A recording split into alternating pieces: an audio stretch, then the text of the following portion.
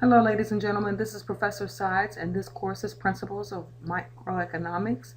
We are in Chapter 1, the 10 Principles of Economics. In the last lecture, we talked about trade-offs, efficiency, equality, and opportunity costs as it relates to how people and groups of people make decisions. Now we're going to look at the next two principles. We talked about principles 1 and 2. Now we're going to go into the next 2, 3, and 4 to discuss margins and incentives.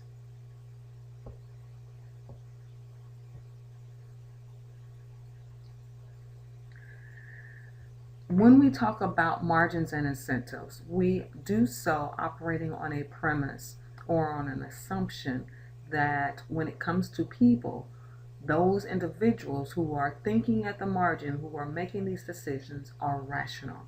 And we will discuss rational as, define rational as one who operates in self-interest.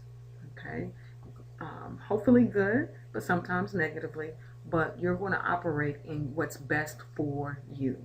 And as long as you operate in what's best for you, good, bad, or indifferent, regardless of the consequences, we are saying that you operate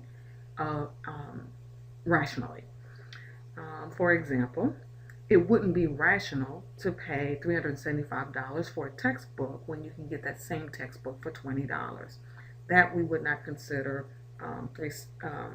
rational, given the assumption that you would want as a consumer to spend less than to spend more. Nor would it be rational to spend $200 on a pair of tennis shoes when you could have used that same $200 to pay for textbooks or to buy supplies that you would need in order to further your education. So when we talk about rational, we're talking about operating in your best interest, in your own self-interest, and we assume that it is going to be positive and not a negative operation. Also, when we talk about marginal changes, we use that.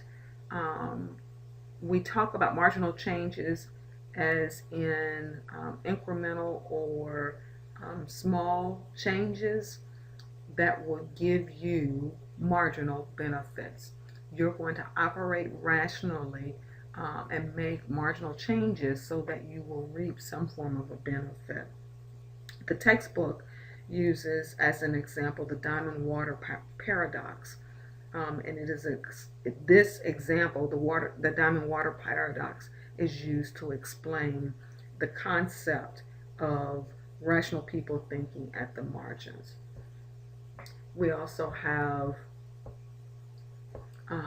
some more concrete examples which are stated here. Again, margin means on the edge. Marginal changes, incremental or small changes.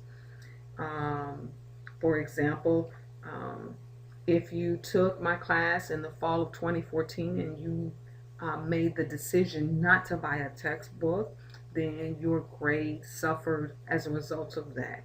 It's now 2015, it's a new semester, it's a new year, and you might choose to make a marginal change, an incremental change, and that this semester you might decide to buy the textbook or to rent the textbook. And the marginal benefit would be an improved or an increase in your grade or GPA.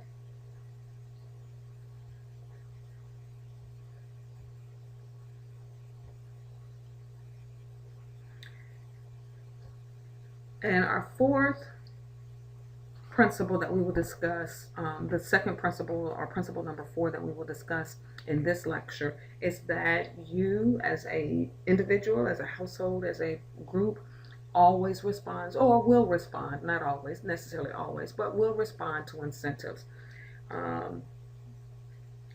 Your incentive in this class would be to pass with a grade of a C or better so that you don't have to repeat this course.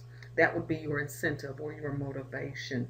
And to buy the textbook, to read and study it, to complete all your assignments, to turn those assignments in on time, to study for examples, and to participate in OTAC. So if you did all of those, the incentive to do all of those things would be for a high grade in this class, a passing grade in this class. In making those marginal changes, you improve your chance of receiving the incentive, again, which is the good grade. This concludes our lecture for this segment of the lecture for Chapter 1. I look forward to speaking to you again soon.